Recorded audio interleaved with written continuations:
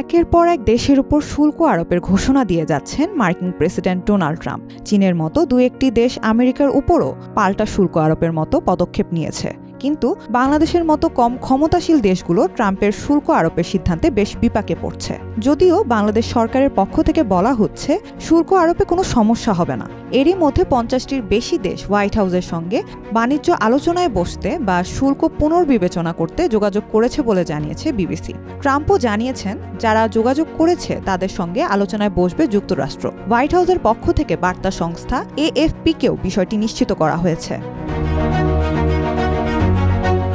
মার্কিন president Donald Trump জানিয়েছেন শুল্ক কমানোর অনুরোধ করে যেসব দেশ হোয়াইট হাউসের সঙ্গে যোগাযোগ করেছে সেসব দেশের সঙ্গে দ্রুত সমঝোতা আলোচনা শুরু করা হবে। তবে চীন নতুন করে যে শুল্ক আরোপের ঘোষণা দিয়েছে সেটা প্রত্যাহার না করা হলে দেশটির উপর আরও 50% শুল্ক আরোপের হুমকিও দিয়েছেন তিনি।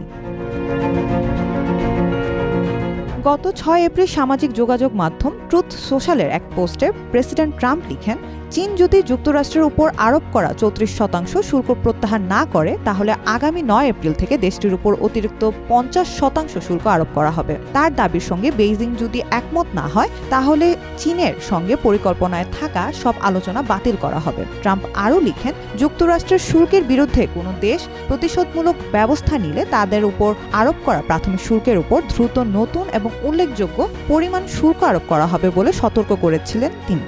তারপরও চীন যুক্তরাষ্ট্রের উপর শুল্ক আরোপ করেছে।